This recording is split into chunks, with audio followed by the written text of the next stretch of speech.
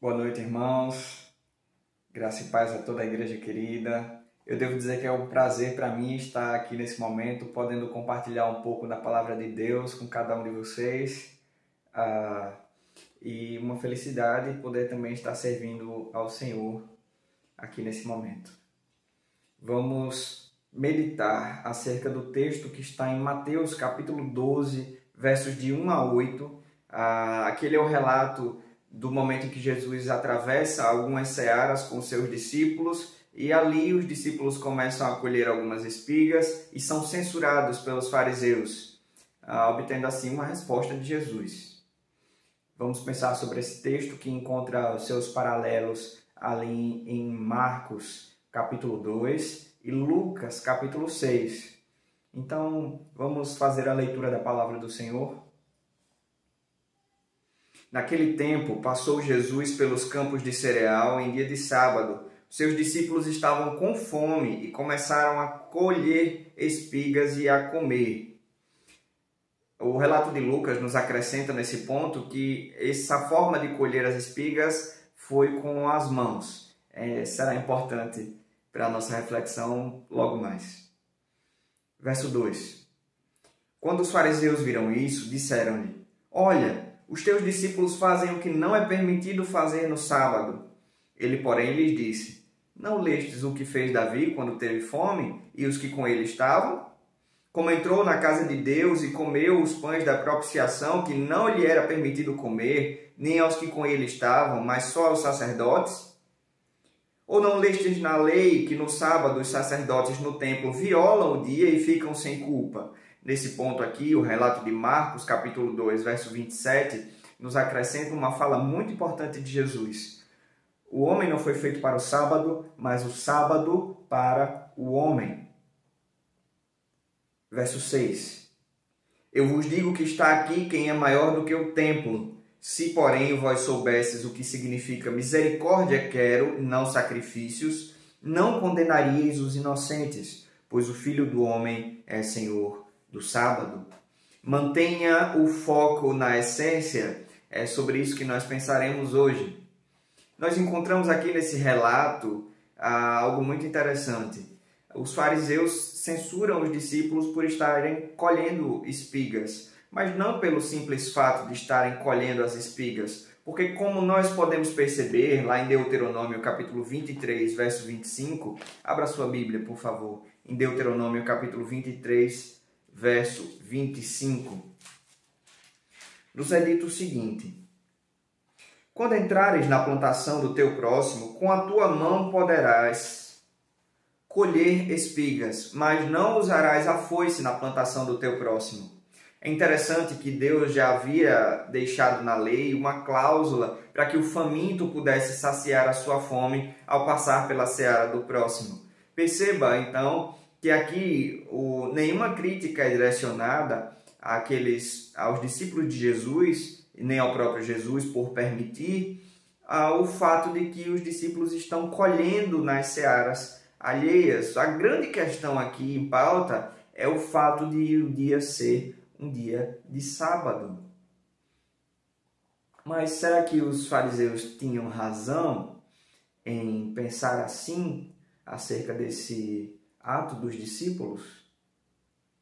Vamos olhar para o próprio sábado, a figura do sábado conforme as Escrituras. O sábado aparece em primeiro lugar em Gênesis, capítulo 2, versos de 1 a 3. Ali o sábado é considerado o desfecho da criação, porque após 6 dias de trabalho, ao 7º dia, Deus descansa do que havia feito, descansa no sentido de que é um dia em que não cria mais nada, a obra de criação havia sido encerrada, e Deus considera ainda mais um tempo daquele equivalente ao período daqueles 6 tempos já passados, como um período de descanso. Ali Deus estava estabelecendo aquilo que seria a regra, entre aspas, para o homem, sua imagem e semelhança. Ele estava encenando aquilo que o homem e a sua imagem e semelhança deveria fazer. É isso que nós percebemos a partir do mandamento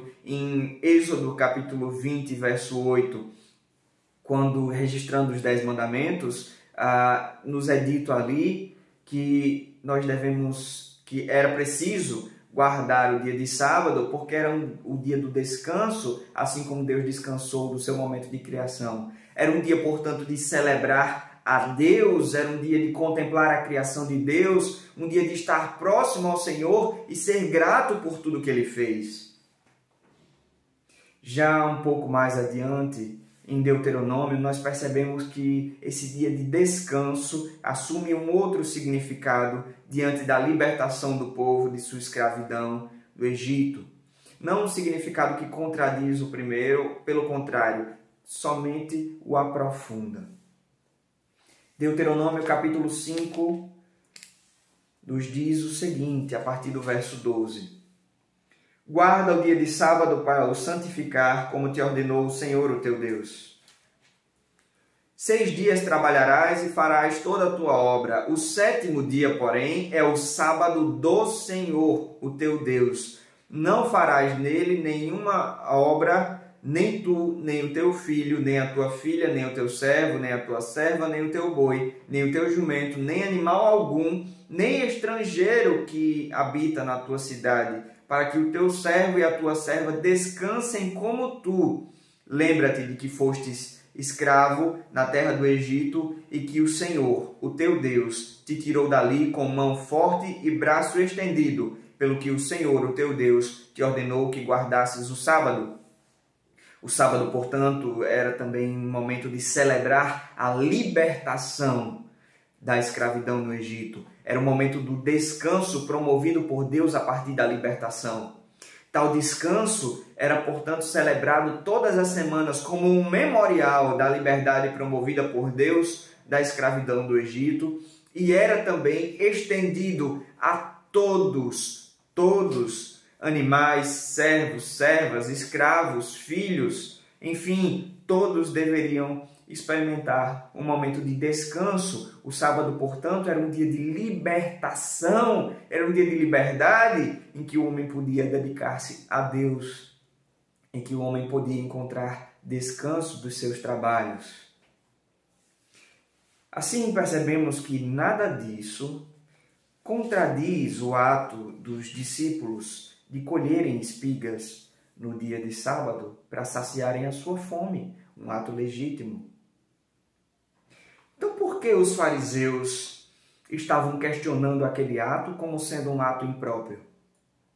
Ao longo do tempo, a tradição judaica foi fazendo diversas interpretações da lei e assim acrescentando à lei de Deus aquilo que lhes aprovia, aquilo que era uma percepção simplesmente humana.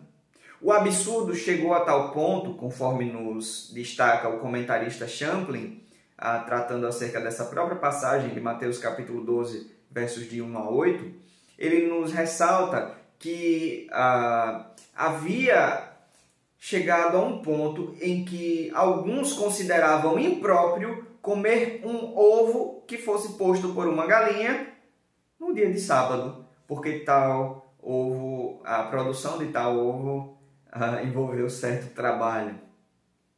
Perceba, portanto, que o sábado, que era um dia de celebrar a Deus e celebrar a liberdade promovida por Deus, havia se tornado um dia que escravizava o homem mais do que o libertava por causa da tradição. Portanto, manter o foco na essência é carregar o fardo leve ao invés do fardo pesado. O fardo dos fariseus havia se tornado pesado, havia se tornado, cheio de regras. Havia uma quantidade de passos que se podia dar em determinado dia. Havia regras acerca do atendimento aos doentes. Enfim, havia diversas minúcias que não eram parte daquilo que Deus pretendia para o dia do sábado. Não faziam parte de sua essência. Assim, o fardo dos fariseus, a sua mochila, estava cheia demais com coisas que eram simples tradições humanas, mas não faziam parte da essência pretendida por Deus. De modo que, enquanto o fardo dos fariseus era pesado, Jesus nos diz no capítulo 11, verso 28 ao 30, contrastando com tudo isso que era experimentado pelo povo a partir do ensino dos fariseus, o seguinte: Vinde a mim todos os que estáis cansados e sobrecarregados, e eu vos aliviarei. Tomai sobre vós o meu jugo e aprendei de mim, porque sou manso e humilde de coração, e encontrarei descanso para vossas almas, pois o meu jugo é suave e o meu fardo é leve. Devemos manter o foco na essência para que não levemos mais peso do que é necessário. Se mantivermos o foco na essência, estaremos caminhando a partir daquilo que Deus quer e somente a partir daquilo que Deus quer. E o que Deus quer é que nós assumamos o fardo de Jesus, o fardo leve e suave. Assim, se você não está carregando um fardo leve e suave, eu sugiro que você faça um autoexame da forma como você tem encarado a caminhada cristã. Será que nós temos enchido as nossas vidas com coisas que não fazem parte da essência pretendida por Deus? Assim eu posso destacar um exemplo muito simples. Imagine alguém que pensa que Deus só ouve as orações de madrugada, mas essa mesma pessoa trabalha às 5 horas da manhã, de modo que precisa dormir muito cedo e levantar-se tão cedo que não tem tempo para mais nada, a não ser para se aprontar e sair para o seu trabalho. Tal pessoa assim enfrenta um dilema profundo, porque ela pensa que as orações cotidianas dela não são tão boas assim, porque não são feitas naquele horário específico, que é o horário predileto de Deus. Perceba então como uma coisa tão simples torna-se um fardo pesado. Assim podemos estender isso para a nossa realidade como igreja. O que como igreja faz parte das nossas atividades que é um fardo pesado? Algo que talvez já tenha feito sentido no passado, mas que hoje não encontra mais lugar, não faz mais parte da essência, tornou-se um fardo pesado de simples tradição. Devemos refletir acerca disso, para que nós, como igreja também, não levemos um fardo mais pesado do que deveríamos. Nesse momento, é óbvio, você deve estar se perguntando: onde é que eu encontro a essência? Eu não quero carregar um fardo pesado, eu quero carregar o fardo leve de Jesus, mas como encontro a essência? Sugiro que você siga o mesmo caminho que foi seguido por Jesus. Capítulo 12, verso 3, Jesus responde aos fariseus: Não lestes o que fez Davi quando teve fome, ele e os que com ele estavam, como entrou na casa de Deus e comeu os pães da propiciação que não lhe era permitido comer, nem aos que com ele estavam, mas só aos sacerdotes? Ou não lestes na lei que no sábado os sacerdotes no templo violam o dia e ficam sem culpa? Ora, aqui Jesus está citando as Escrituras. Jesus cita aqui a passagem que está lá em Samuel, 1 Samuel, capítulo 21, onde se relata essa passagem aqui tratada acerca de Davi. Jesus também cita as passagens que estão na lei, na Torá, na instrução do Senhor. Mais especificamente aqui eu destaco a passagem lá de Números, capítulo 28, verso 9, em que nos diz que os sacerdotes precisariam oferecer sacrifícios aos sábados e, portanto, trabalhar aos sábados. De modo que Jesus arremata tudo isso em uma frase lá que se encontra em Marcos, capítulo 2, verso 27. O homem não foi feito para o sábado, mas o sábado para o homem. A lei foi posta em benefício do homem. Benefício do homem para o seu bem. Assim, Jesus passa a discernir a essência daquilo que era pretendido por Deus a partir da palavra. A partir da palavra. Se queremos, como povo de Deus e como servos do Senhor, discernir a essência daquilo que é pretendido por Deus, devemos lançar um olhar mais, como é que poderia dizer, interessado à palavra de Deus. Um olhar que analise a palavra de Deus com profundidade, que busca conhecê-la mais adequadamente, mais profundamente. Assim, não seremos enganados por pessoas que, distorcendo a palavra de Deus, querem atar fardos mais pesados do que deveríamos carregar. Se mantivermos o foco na essência, estaremos seguros quanto a isso. E manteremos o foco na essência se a discernirmos a partir da palavra. Você tem dedicado momentos para entender o que Deus realmente espera de você a partir da palavra?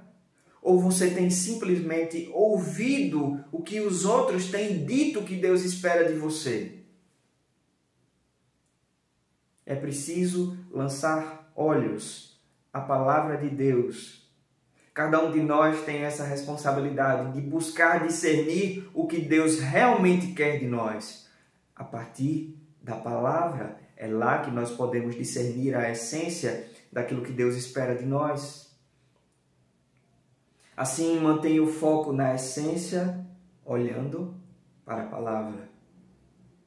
Mantenha o foco na essência, para que você possa enxergar Jesus como Ele realmente é e onde Ele está. Perceba, aqui eu destaco os versos 6 e verso 8 do capítulo 12. Eu vos digo que está aqui quem é maior do que o templo. Verso 8. Pois o Filho do Homem é Senhor do sábado. Eu destaco aqui especialmente a figura do Filho do Homem, que era a figura escatológica que aparece lá em Daniel, capítulo 7, verso 13. Vamos olhar Daniel capítulo 7, verso 13, o que é que se diz? Perceba, eu estava olhando nas minhas visões da noite e vi que vinha nas nuvens do céu um como o Filho do Homem. Ele se dirigiu ao ancião de dias e o fizeram chegar até ele. E foi-lhe dado o domínio, a honra, o reino.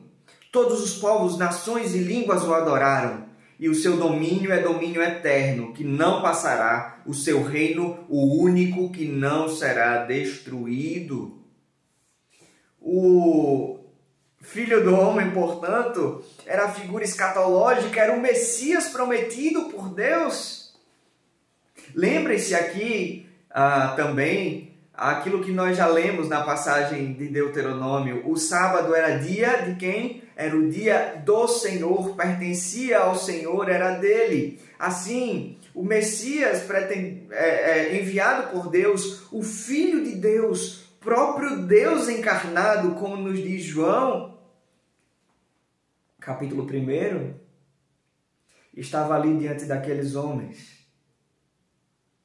Mas porque não mantiveram o foco na essência, não conseguiram enxergar Jesus. Eles esperavam que Jesus, o Messias, se adequasse ao script deles. Não conseguiam enxergar Jesus ali porque esperavam que Jesus se adequasse àquilo que era a tradição deles e não à essência do ensino de Deus. Porque perderam o foco da essência, não conseguiram enxergar Jesus. Quantas vezes em nossas vidas, enganados, quer por nossas simples impressões ou tradições humanas, quantas vezes como igreja, enganados por nossos cronogramas, não conseguimos enxergar Jesus onde Ele está, a essência daquilo que Ele pretende para nós. A pandemia talvez tenha nos chacoalhado nesse sentido, para que nós percebamos o que é que Jesus realmente espera de nós, onde Jesus realmente está, quem Jesus realmente é. Nesse sentido, nós poderemos, ao manter o foco na essência, discernir onde Jesus está de fato. Quem é Jesus realmente?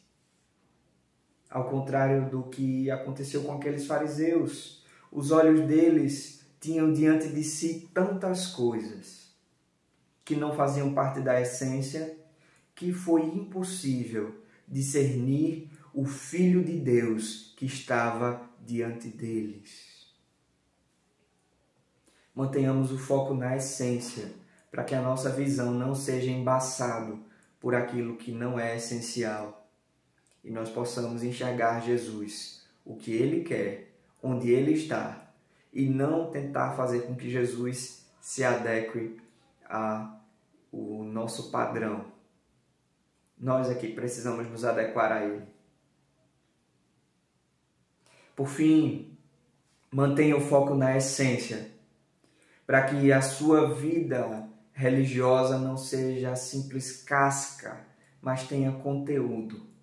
Olhe comigo, capítulo 12, verso 7. Se, porém, vós soubesses o que significa misericórdia quero, não sacrifício, não condenaríeis os inocentes. Jesus, mais uma vez, recorre à palavra para discernir a essência, especialmente ao livro de Oséias, capítulo 6, verso 6, em que o profeta, falando sobre a religiosidade do povo, ressalta que era uma religiosidade de simples aparência, de simples prática. Era uma religiosidade do cronograma, mas não do coração. Então, Jesus ressalta aqui que a essência do que é pretendido por Deus começa aqui no coração, no interior, para então chegar às mãos, para então chegar à prática. Não era essa a realidade experimentada pelos fariseus. Vamos olhar no capítulo 23, versos 5 ao 7. A religiosidade que é uma religiosidade de casca, que não encontra respaldo no coração, é essa aqui.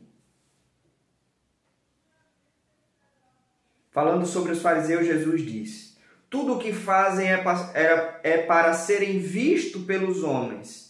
Alargam seus filactérios e alongam as franjas das suas vestes. Amam os lugares de honra nas ceias, as primeiras cadeiras nas sinagogas, as saudações nas praças, o serem chamados de rabi pelos homens. É a religião da aparência, não da essência. Não é isso que Jesus pretendia. Mantenhamos o foco na essência, para que os nossos corações possam experimentar essa transformação verdadeira, para que nós possamos viver uma religiosidade que brota de dentro, e não a religiosidade da simples aparência. Assim, somos convidados a nos alinharmos à visão de Jesus, mantendo o foco na essência, para que tenhamos uma transformação interior verdadeira e real. Se você ainda não experimentou essa transformação, se ainda não houve uma mudança interna real, de modo que você ainda carrega um fardo muito pesado, um fardo religioso de ter que cumprir certas obrigações para com Deus, para que Ele não lance raios contra você do céu, isso é uma visão equivocada. O fardo de Jesus é leve, é suave e começa no coração com uma transformação interior que é promovida inicialmente por Ele. Ele quer transformar a sua vida e lhe dar um fardo leve e suave. Ele quer transformar a maneira que você se relaciona com Deus e lhe dar uma maneira mais leve e suave de relacionar-se com o Senhor, verdadeira, pois Ele é o vivo e novo caminho a Deus. Para que então nós possamos viver essa verdade de Deus. Vamos manter o foco na essência, para que aquilo que nossas mãos fizerem brote primeiro do coração. Assim, nessa noite, nós somos convidados por Jesus, mais uma vez, a manter o foco na essência, para que nós levemos fardos leves, para que nós possamos enxergar Jesus onde Ele está e não tentar adaptá-lo às nossas formas de ser, e para que nós venhamos viver a religiosidade verdadeira, que é fruto de uma transformação interior e parte então para a ação. Que sejamos assim. Senhor, rogamos a Ti a Tua misericórdia, a Tua graça, rogamos que o Senhor possa cuidar de nós e manter os nossos olhos na essência, para que nós não sejamos enganados, para que nós possamos carregar o fardo leve e suave que vem somente de Ti, para que os nossos corações encontrem a paz que excede todo entendimento, para que nós possamos, Senhor Deus, experimentar uma vida de sinceridade e verdade diante de Ti e não sermos simplesmente cascas bonitas, mas sermos pessoas cheias de conteúdo que é fruto do Teu Espírito Santo e da ação do Espírito Santo em nós. Assim, Pai amado, Te agradecemos por Jesus, o vivo e novo caminho, a partir do qual nós podemos carregar um fardo leve e, Senhor Deus, encontrar um jugo suave. Muito obrigado, Senhor, pela Tua palavra, que nos ajuda a discernir a essência. Muito obrigado, Senhor, pela Tua bondade, que hoje nos chama a viver a partir dessa palavra e a encontrar nessa palavra aquilo que o Senhor pretende para nós. Graças, Senhor Deus, por Ti. No nome de Jesus. Amém. Que Deus nos abençoe.